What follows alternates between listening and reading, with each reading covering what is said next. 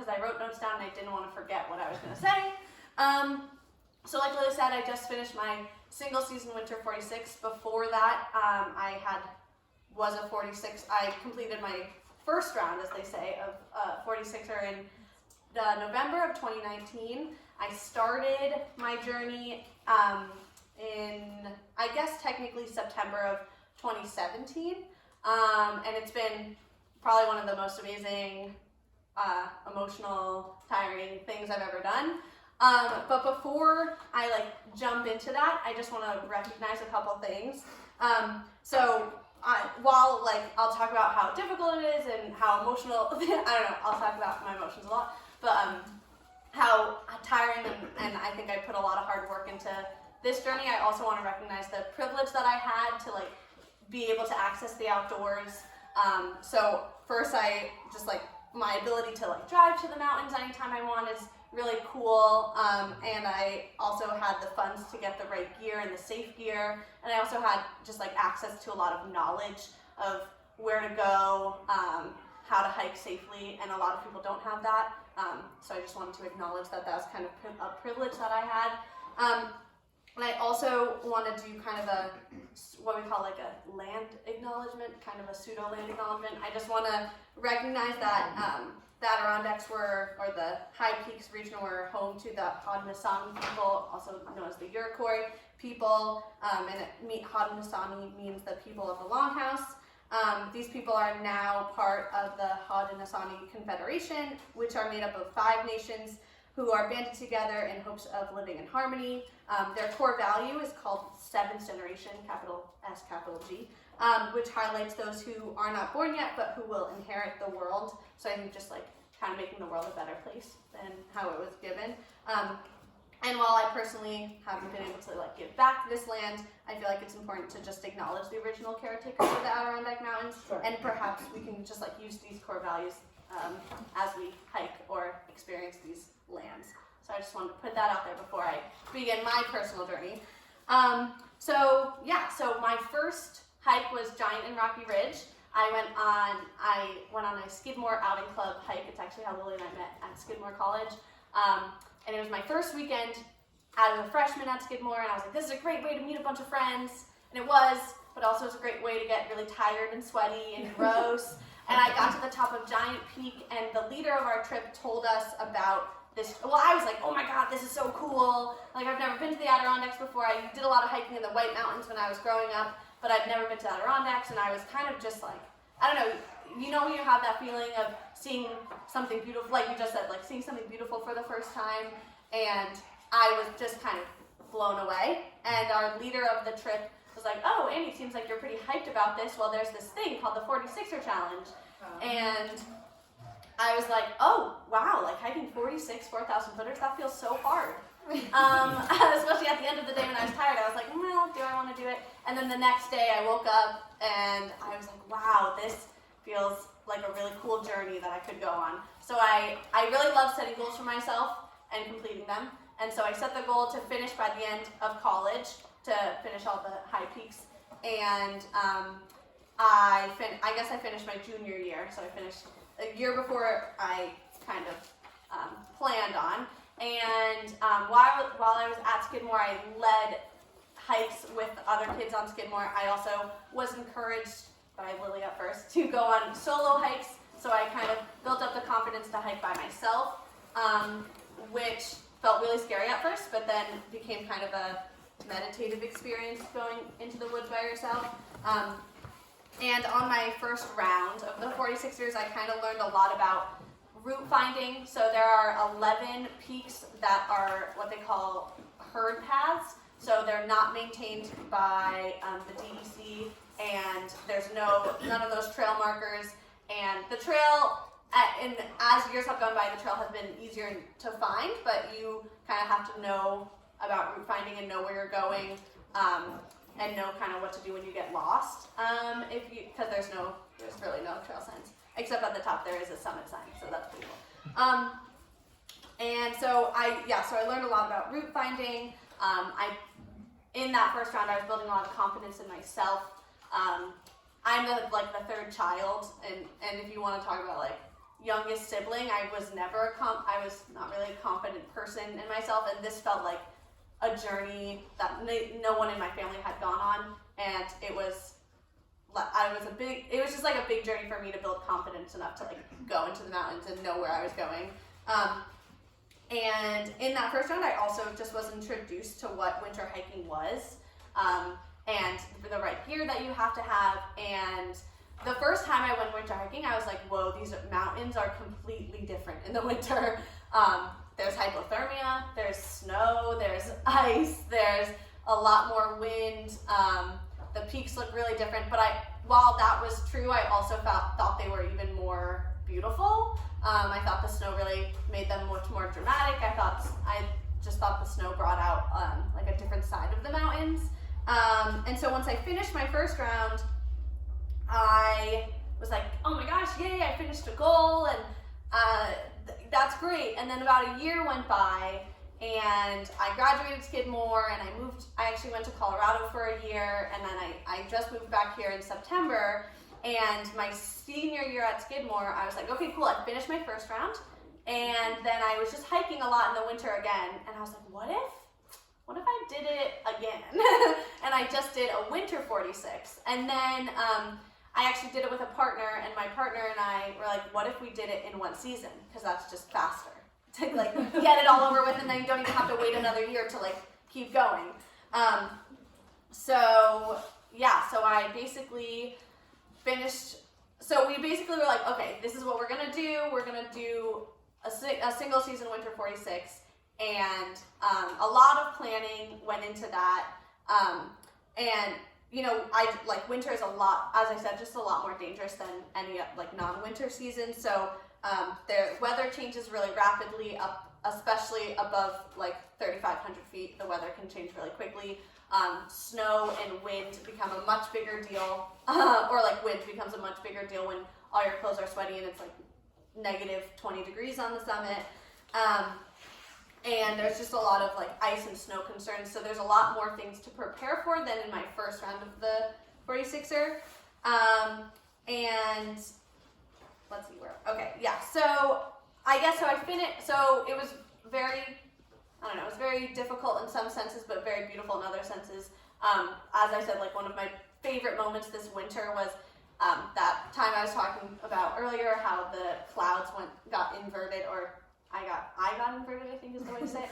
I was inverted, so I was on top of the clouds. And there also was really low lows. I always say that like winter hiking is like, there are like the highest of highs and also the lowest of lows. Like it becomes both. So there was a lot of tears, a broken snowshoe. This winter it didn't happen it happened actually like a quarter mile before I reached my car, which was a really good thing, because if my snowshoe broke like 10 miles away from my car, a rescue might have been involved, I don't really know. And while the first round of my 46er kind of taught me how to like push myself, my second round taught me how to listen to myself while listening to nature around me. So you don't want to push yourself to your absolute limit when you're in the winter, because everything is more dangerous, the conditions are more dangerous, and it can really set you up for really, maybe like just a really dangerous situation if you push yourself too hard. So you want to be able to listen to, is your body getting too tired? Do you have enough food? Do you have enough fuel to keep yourself going? And what's the nature around you saying? So you kind of also have to, it's not just about pushing yourself to get to the top, but like, is it safe to be at the summit right now? Is it safe to go in this whiteout, windy condition, or should I turn around and go back for another time? And the problem with doing the tough part about doing a single season is you have this like pressure, you have this like time and schedule to follow.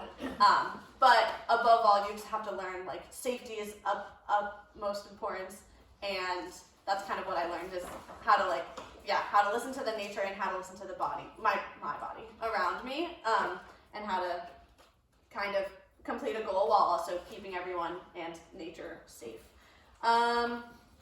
So that's kind of my 2 rounds. I was planning on talking about like how I planned for each trip and how I planned for like the schedule, and also like what resources I use to plan for winter hiking. But if that's not what people want to hear about, I can also, like, you can ask me questions and we can talk about something else. Does anyone have any thoughts? I've been just talking for a while. Yes? You mentioned that some of these trails don't have trail signs. Yeah. Does this include not having any trail markers on the trees? Yes. Yeah. So with that in mind, does either DEC or any volunteer organizations plan on better marking the trails for? It's intentional that way. Yeah, it's actually I've just heard a lot. I've read a lot of debates about this recently, actually, because it's like you said, it's intentionally it's intentionally trailless or herd paths to keep the trails or the Adirondacks forever wild. Mm-hmm. However, now that the 46er challenge is becoming more popular, these mountains are getting hiked a lot more. So these trails are getting kind of worn a lot quicker. Mm-hmm. And so would it be responsible for the DEC to kind of take on those trails and help upkeep them, or do we keep them wild as they were originally meant to be by whoever decided that? So yeah, I don't know if I explained that correctly. But no, I agree. It's just, and if you have a herd pass and somebody makes a wrong turn, tree falls, blocks the trail, somebody makes a wrong turn. Yes. And they start walking that, and you walk back out. The next person walks back out. 100 people do that, it now looks like the herd path. Yes. Yeah. So if you're going to go hike back to Kuchkrega, Yeah. you're going to come to the Times Square and you're going to go, there's 20 directions. Yes. I don't know. There was a handwritten map that somebody did in the lean-to. Yeah. In the logbook, in the lean-to the night before. I said, oh, okay. I know what to do. Stay right, in the back, bear left. Yeah. Okay. I actually, I'm just going to explain where this is that's one of my least favorite mountains. I think it's one of everyone's least favorite mountains, but there's a range called the Santanoni Range, and it's, Santanoni is here, Panther Mountain is here, gorgeous mountains, and then there's a stupid mountain all the way back here. And it's not even 4,000. And it's not even They 4,000. measured it wrong. It's not even, 100 years ago. it's like 38,000 feet, and they lied. Everyone lied. They said it was 4,000 feet, so now it's part of the challenge, even though it shouldn't be. And it's just really hard. It's like a mile and a half. It's a herd path. It's a mile and a half out and a mile and a half back, and there's no views, and it's just no fun.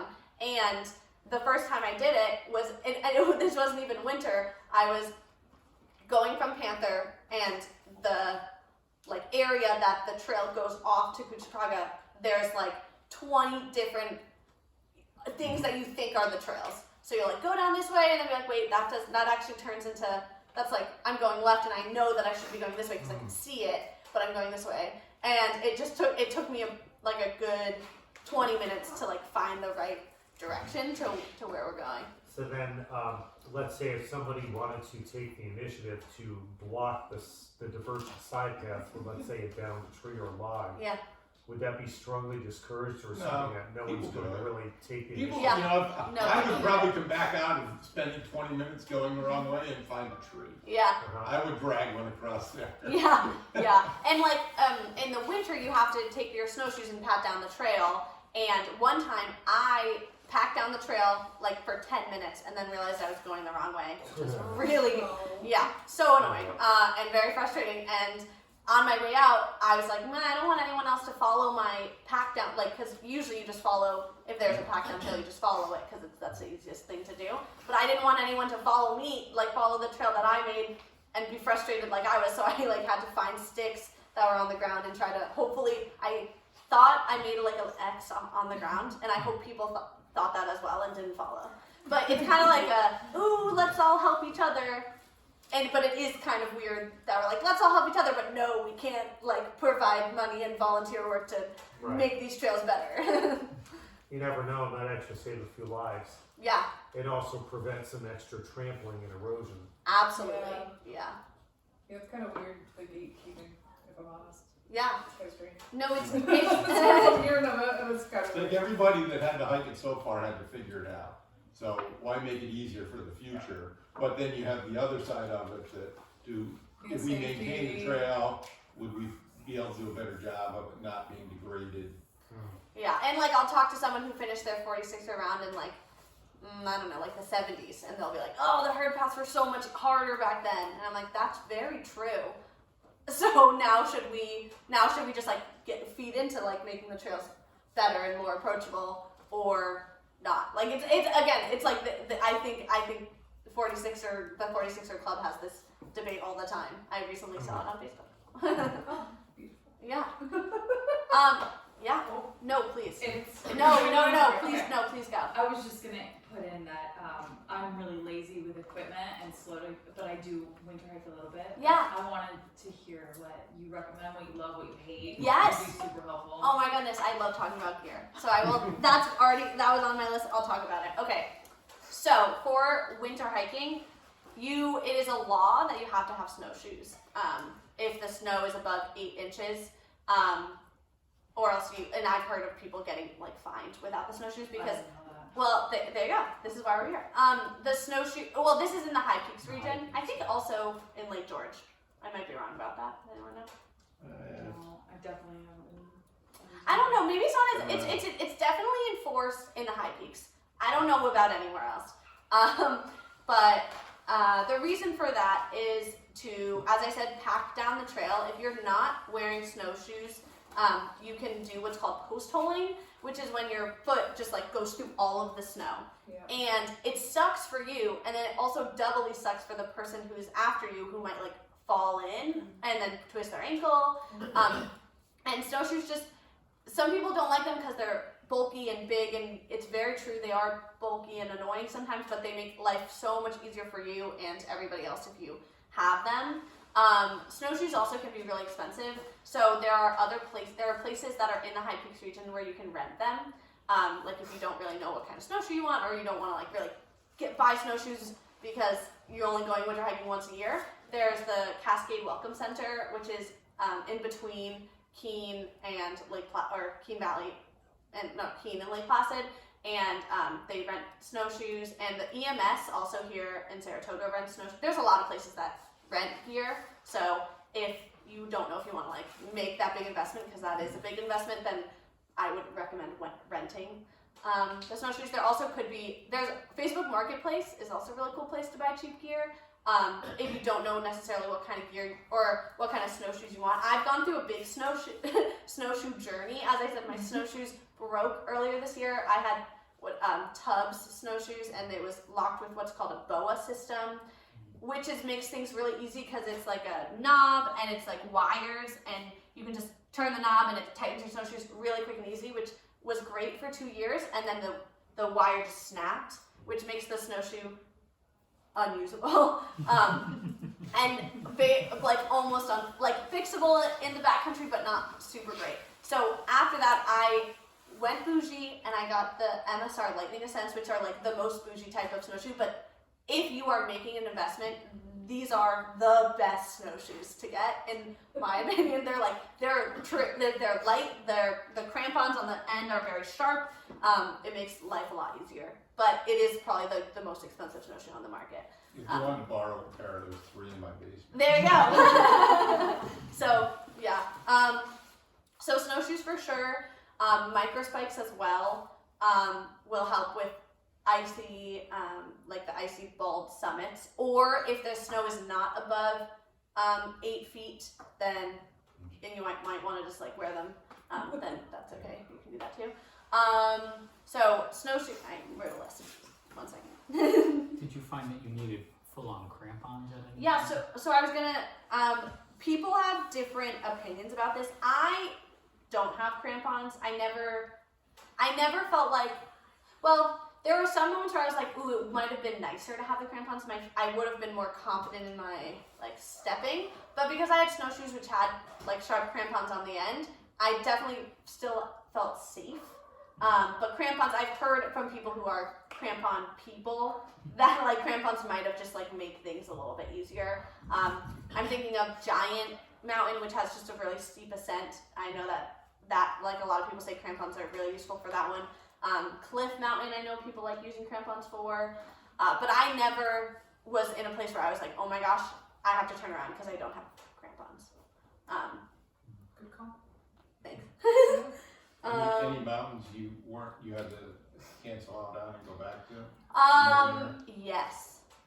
Actually the first day of our hiking, I don't know if you guys remember, it was like really warm at the end of December, and it was like the first sign of spring. And in the mountains, that meant that the snow was really mushy and like they call it mashed potato-y. And so even in snowshoes, we were really like making a lot of post holes, and we were supposed to do the whole Seward range in one day, which is 4 mountains, and it's an annoying range because it's like 1 out and back, and then over 3, and then back. And the way out there, we were like, oh, these conditions are just unpredictable. So it was warm, but the snow wasn't really packed downable, which makes everything go slower because you're really like moving through mashed potatoes. And then as we got up to the summit, it was again, it was just taking a really, really long time. And by the time we got down from the first mountain, we decided not to go over the whole range, and we had to back out, which was sad for the first winter hiking day. It was definitely like, oh man, are we ever gonna actually complete this challenge? Because it was, and that was a tricky situation too, because it wasn't like it was super cold or the wind was too bad or it was a whiteout summit. It was really just like the snow is actually not good enough conditions to be hiking in. I've also, not this season, but when I was going for my first round, and I did Algonquin.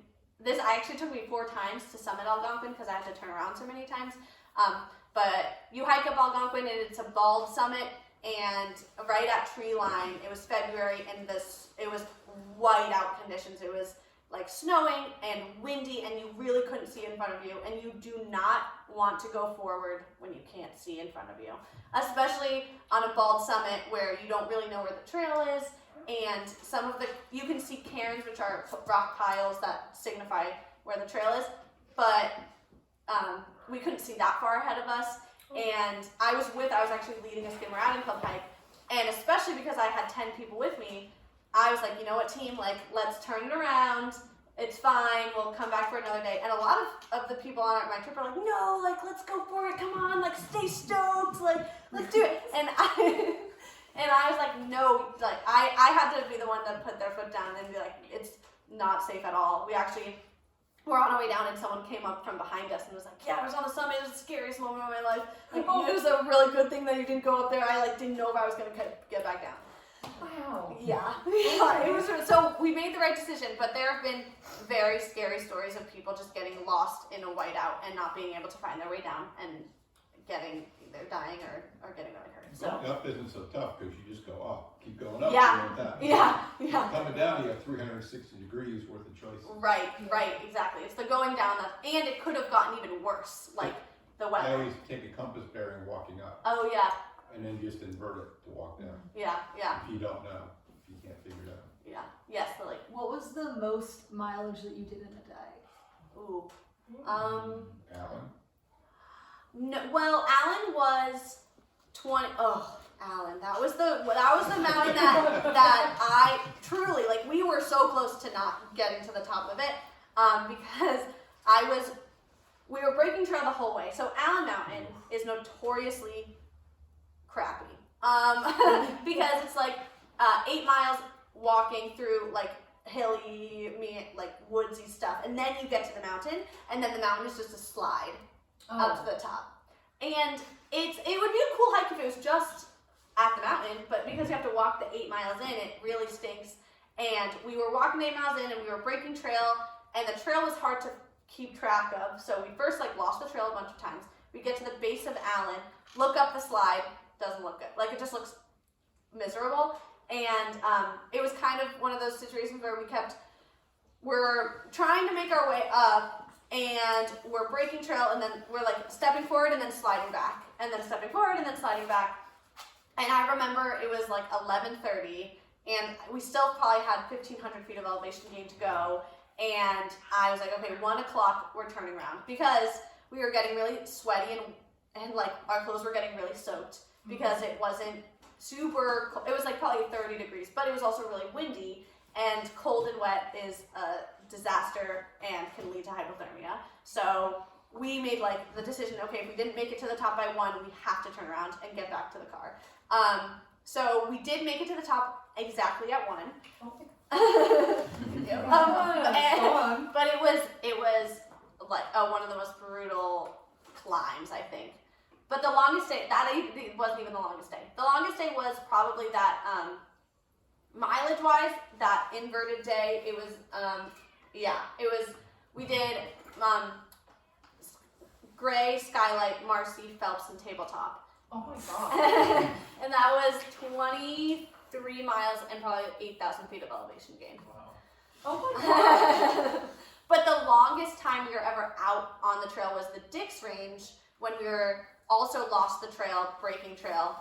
And that was another situation where we were getting ready to turn around. But a angel human came out of the woods and was like, I know the way, and led us like the rest of the trail, basically. Yeah, I was so excited. that for you. And then we did have to, and then that was the day that my snowshoe broke. So that Oh was, my god, that was 2 miracles in a day. yeah, Oh. seriously. That was, let's see, we started at 6 a.m. and got back to our car at like 6:30 p.m. And so it was dark, and You started hiking or started driving? we started hiking at 6 a.m. 4 o'clock in the morning.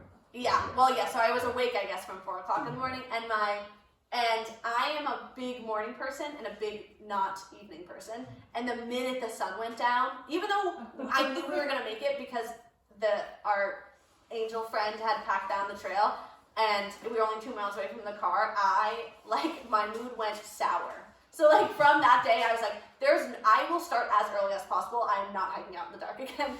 Yeah. Which is tough because the sun sets at 4:30. Yes. Yes.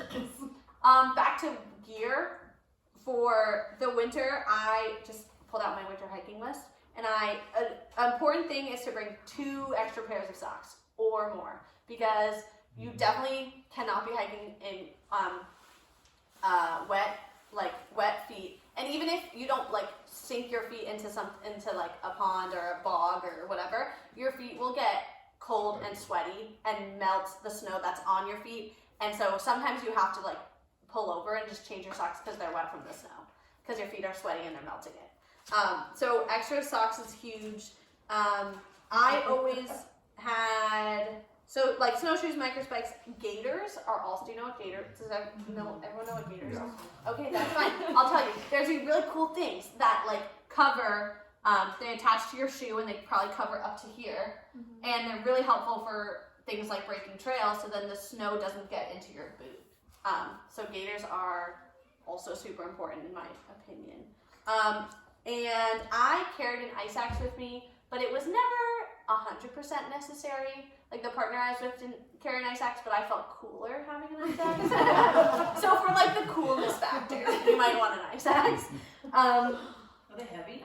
No, not anymore. The old mountaineering ice axes are heavy.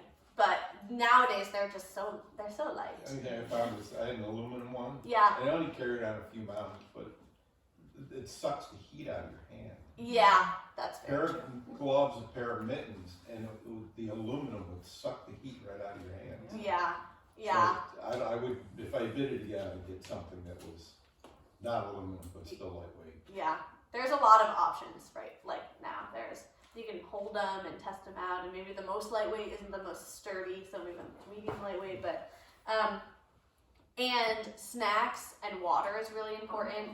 So like wintertime, not just like being out in the cold sucks all your energy. So being out in the cold and moving your body is, you need to be like snacking all the time. I was a big fan of fig bars and gummies and like sour gummy worms.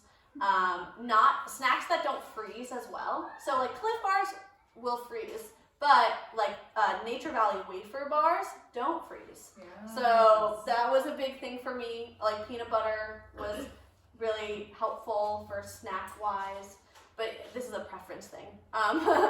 And water is tricky because your water could freeze.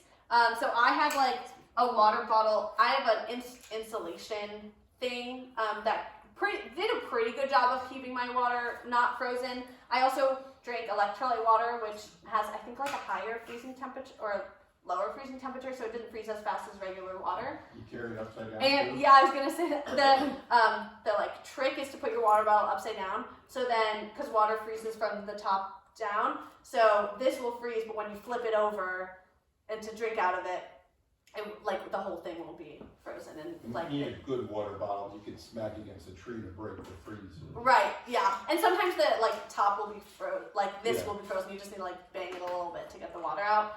I've heard of some people putting like a drop or two of alcohol in their water. I never tried that, so I can't say yes or no to that. I But keep some that people bottle like swear separate. by it. What? I keep that bottle separate. Yeah.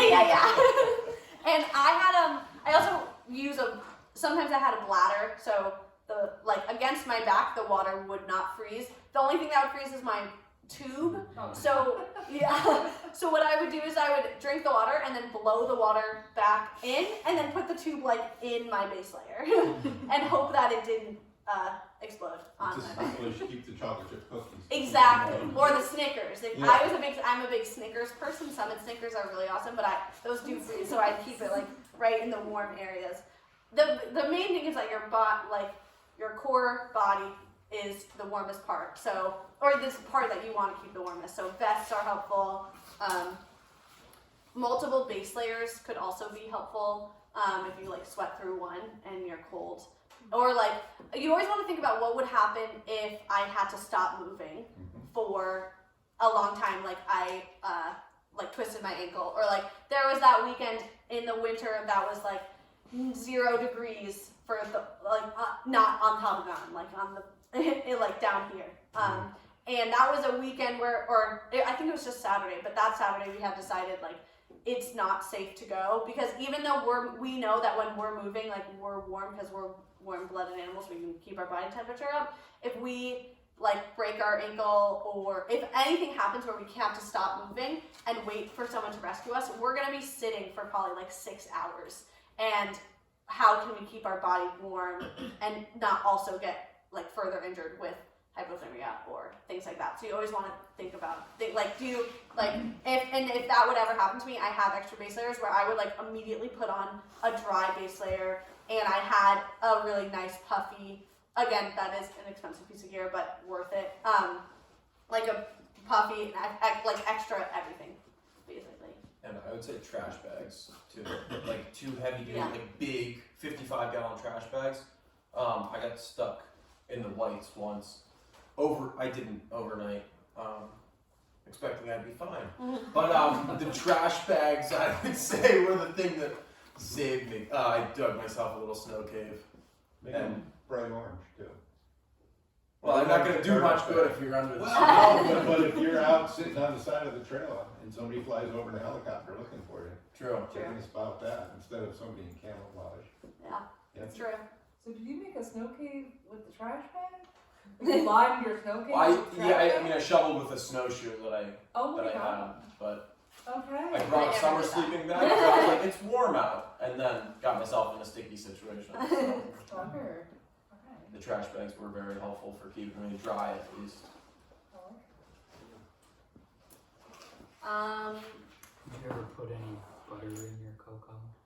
No, but I heard that Yeah. it's a good move. You need a lot of calories to burn. Because, butter is just a lot of calories and fat, which is good. You want that. Those are like my favorite hiking snacks. And Stroop waffles are those are really yummy too. Cocoa too. Yeah, true. Because then it melts. I know I'm like way past the 15-minute mark, so that was like basically. I want to also just like answer questions, and we have already been doing that. So. What's your next goal? Good question. I don't know yet. It took me like a year to come up with my single season winter 46 goal. So I'll probably get back to you in a year about what I want. Did you talk about what you're celebrating in the photos? Sorry to take up the time. It looks like there's a champagne bottle. Yeah. Oh yeah. I Well, figured that was your last one. that was actually. Yeah, sorry. That was actually my end of my first one. It was snowy, but it was November, which means winter starts early in the mountains. And that was my first like finish. So my friend had actually hiked up a bottle of champagne. I did not know, and we had to finish all of it because leave no trace. And yeah, it was a really great day. I had a big crew come finish with me, and Lily is also in that photo. You can So, see. Oh, Where's I that? didn't even That was you in notice. This is Sawteeth. So I finished my first round on Sawteeth, and then I finished my second round on the McIntyre range we did. Mhm. Right, Algonquin and Iroquois. Awesome. That's cool. Yeah. With any of these winter hikes, have you ever seen an avalanche either during the fact or after the fact? I've never seen an avalanche, but that's another knowledge thing that you should be aware of when you're hiking in the winter. It's just like basic avalanche knowledge. Although avalanches aren't super common here in the Northeast, it's super important to like be aware of it, especially when you're hiking on things like slides. If you're taking the trail, you're most time not gonna be in an avalanche in the Adirondacks. Yeah. But if you decide to take a different route to a summit up a slide, Yeah. then you could be going in a direction where there could be an avalanche. Yeah. The There was. DEC issues warnings Yeah. Yeah. when the conditions are right. Yeah. Yeah. So no, I never saw an avalanche. Thank goodness. Hmm. Yeah. Did you see a lot of winter critters? Okay, this Such is a my bears. least favorite fact, but Oh God. there are critters I've never seen, but everyone else has seen them. It feels like pine martins. Yep. Yeah. Yeah, never seen one. I was like, if I go through this whole winter without seeing a pine martin, I'm gonna be so upset. And Go to the lean-to below Cliff, there's one that lives there in the winter. yeah, It's like 3 times the size of a squirrel. See, I Yeah. feel kind of like they look a little bit like Wolverines to me. Yeah, but they're like, but they go all white in the winter, if I'm not mistaken, don't No. they? No, it's They're neutral, like- light brown Yeah. color. Okay. well, and one time my partner saw one and I didn't see it. He was like, "It's right there, like through the trees," and I was like, "I can't see." So now I think they like it's like a Harry Potter thing where like I can't see it, but other people who have gone through a certain experience can see it. 30-second real good story about that. Yeah, Hiking Colvin up by Lake Arnold. yeah. Wintertime, one up in the tree. I didn't know what it was. My friend didn't know what it was. We walk up. It's 20 feet up. We're taking pictures. And it starts coming down out of the tree. And I'm like, I don't know, rabid? You know, are there babies nearby? So we decided to get out. So we take like 2 steps, snowshoes. He's walking. I step on the back of his snowshoe. He face plants. He's laughing his head off. I face plant. I'm laughing my head off. And this pine martin's like coming out of the tree and on the ground looking at us like, what are we doing? Why are humans face down in the snow right now? And it just wanders away. Yeah. Classic. Well, I've heard they're really cool, but I would not know because I've never seen one. Okay. So any rabbits or anything? No, not really. Yeah. Here? Did you see any animals at all? I'm just wondering no. what would be active. No, out that's there. now that I'm thinking about it. I don't. Not in the mountains. I Okay. did not see anything. Tons of snowshoe hairs all over Rocky. Well, that's what I was wondering. Yeah, no, I never saw any. Like, you saw like 4 or 5 of them. They're also moving like lightning though. Yeah. This was them? And they're Oh doing the yeah, blend. no, I could Yeah. imagine, yeah. Right. Doing a major The fact blend. that she doesn't like to see dark, I saw dark everywhere. Yeah, I had to move fast. Good motivator. I was wondering if the restaurants are still open. Yeah. I will say I was really lucky to have a friend who lives in Lake Placid, so a key part of this winter was the fact that I could crash at her place. And the hardest part of this winter was waking up on Sunday morning being like, oh, I have to do it all over again. Because I have a job Monday through Friday, so I can't really take it off. Yeah. And so I had to do it Hats on off to weekends. doing that then. Nice. Yeah. So No, that we was do a Saturday and I'm done. yeah, it was Saturday and then the weeks. I felt like ironically, it felt like Monday was like, ooh, a day I can sleep in. Because everybody go at 4 a.m. Wow. That's awesome. Any other last minute questions for Annie? So your schedule, did you do a hike every Saturday and Sunday from? From basically January 1st to March. We finished March 11th. Some weekends we didn't do one. There was a couple weekends we did not hike for different reasons, but it was basically Saturday and Sunday. We in the beginning tried to do shorter hikes on Sunday, but eventually those all the shorter hikes are They're I don't know. gone. They're gone. Then you have to do all the long ones. We basically, I didn't really get into this, but I use a website called Mountain Forecast, which tells you the wind speeds and the summit and the forecast for the summits. And so that's how we would decide kind of what hike we were going on. So if it was really windy, we would choose a summit that wasn't bald, which means that it was like had trees around it, so the wind wouldn't be as bad because you're like protected by the trees. And then the times that the wind was low, we would go for the bald summits. But that's kind of how we made like a generic plan, and then we would change it around based off of the weather. Yeah. Yeah, that's only 2 days out, so you're deciding that on Friday Yep. morning. The amount of times I looked at the weather, like Monday to Friday this winter it was like, I don't know, my iPhone is like, you usually open this app around this time. It's like every night, okay, it looks like it's gonna snow. The snow's moved, now it's snowing this day, and it looks like this, and now and then we would make basically a final decision on Friday. And you'd get on the mountain and the weather would be different anyhow. Yep, yeah. And no matter how much planning you have, things go wrong all the time. So, like even the day that we did the Dix Mountain, it was probably the most beautiful weather we could have had, and it was still the most miserable day because we couldn't find the trail and we were breaking trail all by ourselves. What do you use for navigation? Use a GPS? So we would usually we'd have a map and we use our phones, which I will say like isn't the most reliable. I also had like a fancy watch where I could download the map onto my watch. So if I didn't have service or anything, the map is on my watch and it beeps when I'm like 100 feet off trail. So it would beep at me if needed. That's pretty sweet. Yeah. And you can find what's called GPX tracks online on like All Trails or other websites, and then I would download the trail onto my computer and then put it onto my watch. So that was also very helpful.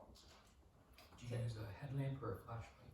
Oh, a headlamp for sure. I packed 2 headlamps in case one dies. Tips for sweat. It's gonna happen. Start cold and. Oh, I'm a be bold, start cold person. So yeah. That So first mile, you just move fast. you pack everything in, you get your snowshoes on, and then you rip everything off and just start going. And don't be afraid to delayer. Like, do not set yourself up to sweat. I remember my first winter hike, I was like, why is everyone taking their clothes off? It's cold outside. But I was really hot, but I was like, oh, I'm scared if I take my clothes off, I'm gonna get cold. But no, you wanna take your puffy off. I usually was just in my base layer and maybe my shell, because then I would have like some wind layer if it was windy. But yeah, I'm a sweaty girl, so it just sweat happens, and there's not too much I can do about that. It's like lying in the snow every now and then. Yeah, just get a little bit more wet, it's fine. And the celebration of the summits or the food was like as fast as you could eat the food. Yeah. And then start walking again. Yeah, we did not spend much time on the summits. we did keep moving because we were afraid of getting cold. Did you bring up a butt pad? No, but I had waterproof hiking pants, which made for butt sliding, which is the best part of winter hiking, which is just like extreme sledding. Good, because it was like the waterproof hiking pants, like Gore-Tex layer, made the slide really fun. Does your GPS record max speed? No, well, I'm sure it did, and it was probably confused because it was like, wait, you're on hike mode right now, not like ski mode.